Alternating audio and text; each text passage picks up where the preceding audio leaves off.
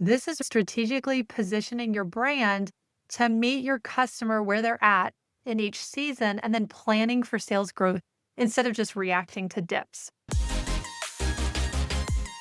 Welcome to the Six Figure Amazon Store podcast, where we help you boost order value, keep customers coming back, and turn more clicks into sales to scale your brand on Amazon. Let's dive in. Hi there, and welcome back to the Six Figure Amazon Store podcast. I'm Becky, your host. Today, we're going to dive into a powerful but often underused growth lever on Amazon, and that is seasonality. We're going to think about this today. So, whether you're a founder, CMO, or CEO of a natural personal care brand, other brands will find this helpful too, but I'm going to speak more directly to that niche.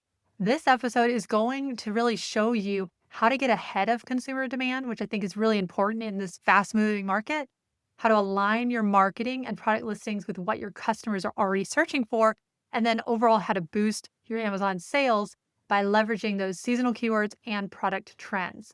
So, this isn't just about selling more sunscreen in the summer, for instance, or more moisturizers and lotions in winter. But yes, I'll talk about that too. This is really strategically positioning your brand to meet your customer where they're at in each season and then planning for sales growth instead of just reacting to dips. Also, Amazon is a great platform to do product research and development, so that can really help your seasonality be reduced by expanding your product line, and I'll touch more on that later. So let's get into it. Let me ask you something. Have you ever noticed a sudden dip in sales and thought, okay, what's changed? When really the only thing that has changed maybe was the season. And for some of you listening, you may already be very aware of your seasonality. You know exactly when to kind of expect that decline and exactly when to expect that pickup. And that is because really, when you think about it from your customer's mindset, their needs and their shopping habits are going to obviously shift as the month go on. So as a brand, if you're in the natural personal care space, those shifts can really be the big opportunities if you're paying attention to them. And I'm going to share, like I said, more on that later. Now, we've helped clients really align their content and their ads with seasonal buying behavior. But, what does that typically mean? The results is typically you're going to see higher conversions. You're going to see lower A costs for your ads. You're also going to see better ranking for timely search terms, all because we're being proactive about seasonality. So that's what I want you to think through today. Now, we've positioned one client where we've seen an overall sales lift in their year-over-year growth by 61%, and this is in their slow season through some of these strategies that I'm going to share with you today. So planning is going to be key to seasonality, not only on the basics like staying in stock, accounting for increases in demand, but also positioning yourself well in those slower months and then planning for how to bring more stability to your business. Now, instead of randomly trying things out, which is not the way you want to do marketing because it's going to be very expensive, we've really looked at creating a plan and then work to pivot.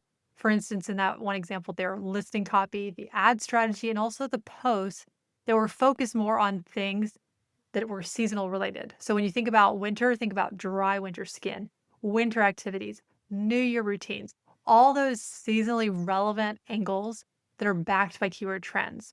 Another good example, this would be for really any brand, could be targeting gift related keywords around holidays throughout the year that are most relevant to your products. So obviously don't target everything, that's going to be very expensive, but target those that are very relevant to your product and your brand. Now, you can do the same starting today. So I'm going to share with you 4 steps to really help you master seasonality that you can then use to grow your Amazon sales, because I know that that is why you come here. You want to grow your Amazon sales. Step 1, use keyword tools to track seasonal search trends. You need to use tools so that you can know the data on when certain keywords will spike. Now, that's very more of those evergreen seasonal terms. So Google Trends, Helium 10 is the software we use. Amazon has their own brand analytics as well. And you're going to actually be able to see through that when certain keywords are spiking. So 2 of those 3 are free to use. So use those tools. So then, for instance, we're primarily working with natural personal care brands. So for keywords, in the spring, it's going to be more things like clean beauty routine, skincare for humid weather, especially here in Georgia where I am. Then summer, you might be focusing more on bug bite balm or reef safe sunscreen. That's, people are out and about in the sunshine in the summer. Fall, you're probably looking more at hydrating body butter or eczema relief or scalp oil for dry weather as it starts to kind of cool down and get drier most places in the US. Then winter, you're looking more for moisturizing hand cream, that shea butter lotion. These are obviously keywords if they're relevant for your brand and your products, but hopefully that gives you an idea and a framework to think through what you need to be looking at that's relevant to your products. And a pro tip for you is start preparing about 4 to 6 weeks before that season hits. So that's when customers are going to start researching and looking into what they want to buy. And that's going to be why I really prefer to look at longer periods of search data, because if you just look at a year of data, you're and not further out or more than a year. I like to look, if you're on Google Trends, 5 years, because you want to understand the cadence and the spikes of searches that are typically happening. So trends are also something else that you'll start to see go upward in searches for the natural personal care niche. This is really important because if you have an ingredient in your product that is getting attention, make sure it's visible on your Amazon listing, in your title, and that you're targeting it in ads. And we've seen this happen in the last few years. For instance, and this is always a fun word to say because it's hard for me to say it, but hyaluronic acid, that one that really makes your skin look plump, right? You've noticed probably that mega brands started highlighting that ingredient.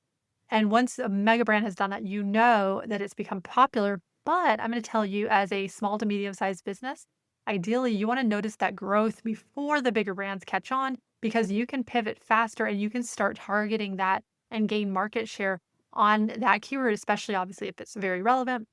You don't have the ingredient, don't put it in your listing, etc. Step 2, optimize listings with seasonal language. So you don't have to change your entire product listing, just position it a little bit differently. And there's a few different places you can position it.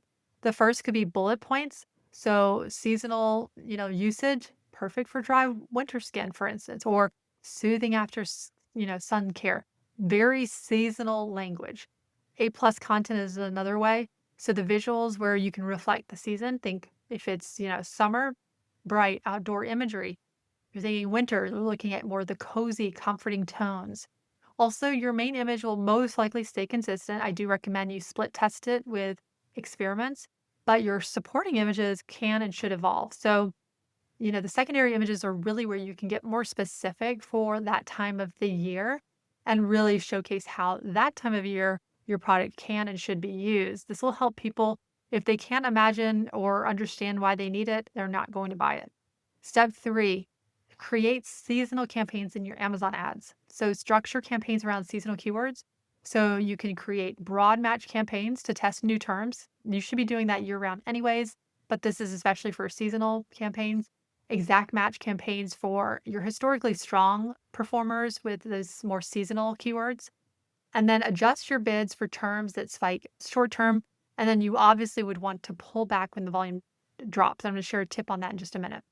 Now, Amazon does have a special event bidding, and you can use that for reference for looking. You really would only want to focus on your best performing keywords. But if you run it on keywords that are already not converting very well, they're already low in conversions, you're probably going to burn a lot of money, and that's not what you want to do. So what we like to do is when you can look at the budget rule and you can actually customize that around an event type. So for instance, Mother's Day is coming up. You can actually tell Amazon that's kind of the event that you're looking at, and you can tell it how much you're willing to increase your daily budget as a percentage. And this should only really be used for those campaigns that are performing well. So you're looking there at the campaign level, and the budget rule, you can customize it around the event type. So that's a little pro tip for you as you're thinking about seasonal campaigns. Step 4, align your Amazon brand storefront with the season. So your Amazon storefront, it should feel current. It should also align with holidays or big promotional days. We've got Prime Day coming up in July. So make sure that your storefront reflects any sales or limited time offerings, because this is a great use of space and it helps people to understand that this is just for a short time. So for instance, you can also update sections with the seasonal messaging around what you have with your images. If you're looking at summer, it's, maybe you're focusing more on the hydrating glow this summer.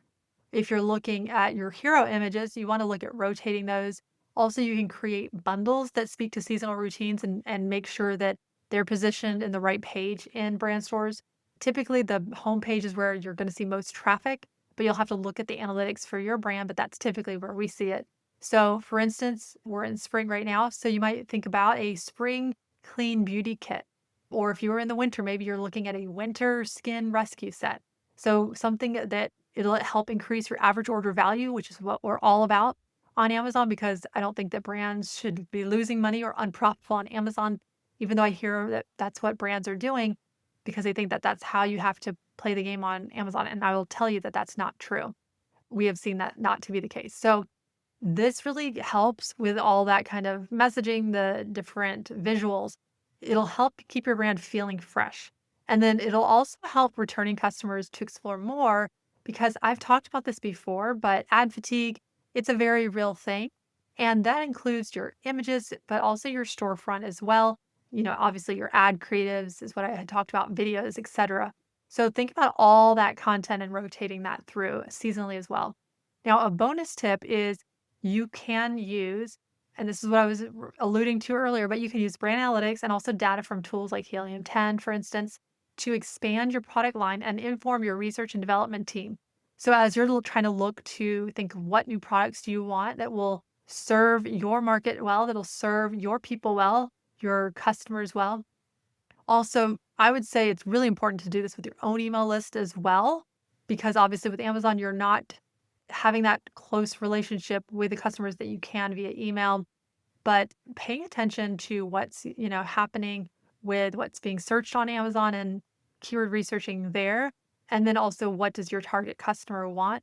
This should give you really good insight on what more value can you offer to your customers. So, for instance, I've seen very summer heavy focused brands expand into new products that were more giftable, and that helped them in the slower winter months. Think Christmas, especially, for instance. So make sure that you're getting creative and leverage those analytics that are available to you from Amazon as well, and then talking with your customers as well. So your customer is really already thinking in seasons. That's just how typically life goes, unless you're in one of those places where everything is the same year round. I'm in Georgia. We do see some swings. We're not seeing the harsh winters, but we, still get somewhat drier in the winter months. Their skincare, hair care, wellness routines, that's all going to change throughout the year. And your presence on Amazon should reflect that. So when you're looking at seasonal keywords, you're also looking at trends, for instance, that's relevant to your products. You're not just anymore selling products, but you're then really meeting your customer in the moment that they're already in.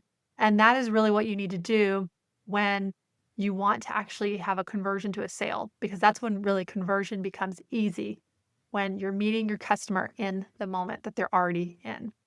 So I hope that that was helpful and insightful for you. Until next time, keep optimizing and happy selling. Just like your customer reviews on Amazon help you grow, your review on Apple Podcasts helps us reach more brands like you. If you enjoyed today's episode, would you please take a moment to leave us a review? We'd really appreciate it. Thanks so much.